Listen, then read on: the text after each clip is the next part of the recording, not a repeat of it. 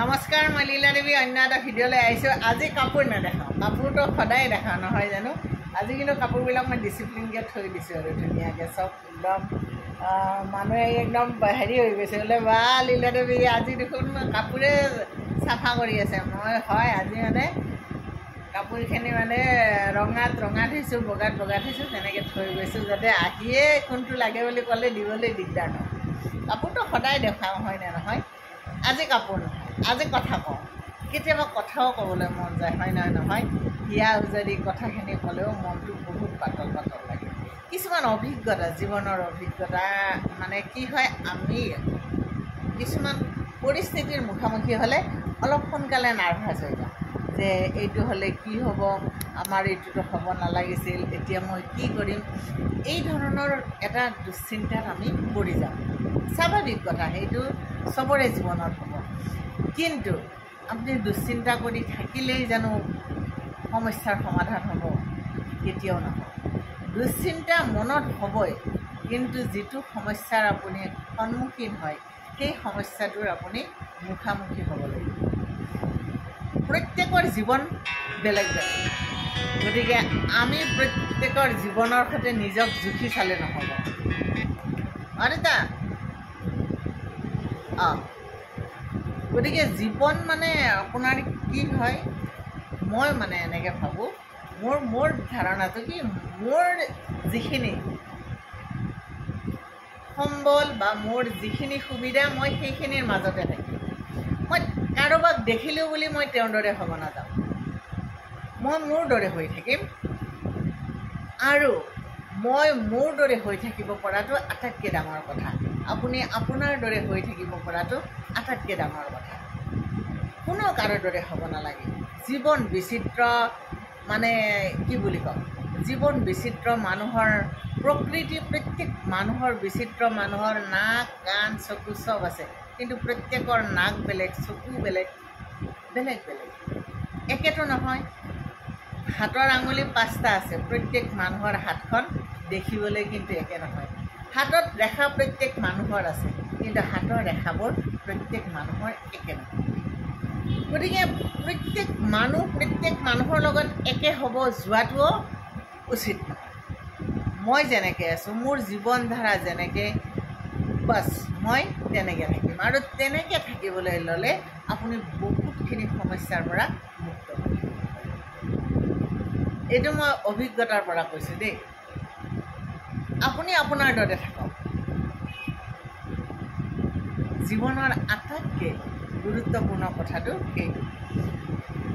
সকলো ক্ষেত্ৰতে ধৰক, আপুনি এটা ভাল চাকৰি কৰে, মই একো নকৰোঁ, মই আপোনাৰ দৰে ভাল চাকৰি এটা পোৱাৰ, হয়তো যিখিনি পোৱাৰ কাৰণে মানে কি বুলি কয় সেইখিনি অৰ্হতা, সেই অৰ্হতাৰ কোনোবাটো কেটেগৰীত মই নপৰিলোঁ। আপুনি পঢ়িলে, মোৰ লগত পঢ়া বহুত, আজি ধৰক কোনোবা কলেজৰ প্ৰিন্সিপাল হৈ আছে, কোনোবা কলেজৰ লেকচাৰাৰ হৈ আছে, ডিপাৰ্টমেণ্টৰ হেড হৈ আছে। মইতো হ'ব নোৱাৰিলোঁ, মইতো একোৱে হ'ব নোৱাৰিলোঁ, কিন্তু মই মোৰ দৰেতো আছোঁ। কথাবোৰ আচলতে তেনেকুৱা। আপুনি আপোনাৰ দৰে থাকক।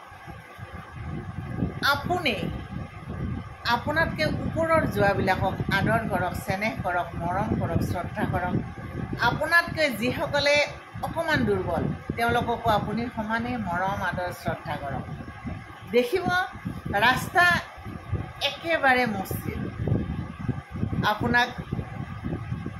আপোনাৰ কলেজত প্ৰিন্সিপাল হৈ থকা জনে যেনেকৈ আপোনাক আদৰ কৰিব, ঘৰত হোম মেকাৰ হৈ থকাগৰাকীয়েও আপোনাক তেনেকৈয়ে আদৰ কৰিব, যদি আপুনি আপোনাৰ দৰে হৈ থাকে। আপুনি যদি আপোনাৰ দৃষ্টিভংগী সলনি কৰে যে মই প্ৰিন্সিপালজনক মই বেছি ভাল পাম, তেওঁ আহিব, বা কলেজ এখনৰ প্ৰিন্সিপাল, তেওঁকহে বেছি সন্মান কৰিম, হোম মেকাৰগৰাকীক মই ভাল নাপাম, তেওঁ আহিলে মই আদৰ কৰি বহিব নিদিম, একাপ চাহ নোখোৱাম, তেতিয়া ময়ো সেই ব্যৱহাৰটোৱে পাম। গিভ এণ্ড টেকৰ যিটো সম্পৰ্ক, সেইটোৱে হ'ব। কিন্তু মই যদি চবকে একে ব্যৱহাৰ কৰোঁ, মই মোৰ দৰে থাকি মই যদি চবকে একে ব্যৱহাৰ কৰোঁ, চবে মোকো একে ব্যৱহাৰ কৰিব। মই সেইটোকে বিশ্বাস কৰোঁ, সেইটোৱে মোৰ ভাল লাগে। মই চবকে ভাল পাওঁ, মোকো সকলোৱে ভাল পাব, কিন্তু তাৰ মাজতে দুই এজনে বেয়া পাব। বেয়া পোৱাবিলাকক আপুনি বেছি গুৰুত্ব দিব নালাগে। যিয়ে বেয়া পালে তেওঁক আপুনি আউট কৰি দিয়ক। জীৱনত প্ৰত্যেকজন মানুহে আপোনাক ভাল পাব বা ভাল পাবই লাগিব তেনেকুৱা কোনো দৰ্শন নাই। আৰু আমিতো ধৰক সাধাৰণ মানুহ, দেশ এখনৰ মুখিয়ালজনকে সকলোৱে ভাল নাপায়, আৰু তাতকৈ ডাঙৰ কথা সৃষ্টিকৰ্তা যিয়ে এই বিশ্ব ব্ৰহ্মাণ্ডখন সৃষ্টি কৰিছে তেওঁকে সকলোৱে সমানে ভাল নাপায়। গতিকে আমিতো নৰমনিচ নহয় জানো? আমাৰ কাৰণে প্ৰত্যেক মানুহে একে দৃষ্টিভংগী ল'ব, সেই কথাটো কিন্তু হ'ব নোৱাৰে। এইকাৰণে যে প্ৰত্যেক মানুহৰ দৃষ্টিভংগী জীৱন সম্পৰ্কে বেলেগ বেলেগ, মানুহ সম্পৰ্কে বেলেগ বেলেগ। আৰু ডাঙৰ কথা, আপুনি কেনেকুৱা সেই কথাটো কাকো আপুনি বুজাব নালাগে যে মই অমুক কৰোঁ, নালাগে। আজিকালি মানুহৰ বিচাৰ বিবেচনা ইমানেই তীক্ষ্ণ, তেওঁ আপোনাৰ লগত কথা পাতিলে, তেওঁ আপোনাৰ লগত দুদিন উঠা বহা কৰিলে আপোনাৰ সম্বন্ধে সকলোখিনি কথা বুজি ল'ব। সেইকাৰণে আপুনি আপোনাৰ নিজৰ বিষয়ে ব্যাখ্যা দিয়াৰ কোনো প্ৰয়োজনেই নাই। আপুনি আপোনাৰ দৰে থাকক আৰু সকলোৱে নিজৰ নিজৰ দৰে থাকক।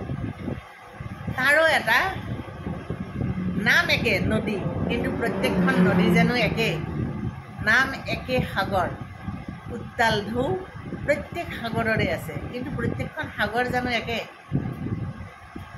আকাশত গধূলি তীৰ বিৰাই তৰা ওলায়, তৰাৰ নামটো একে, কিন্তু প্ৰত্যেকটো তৰা জানো একে?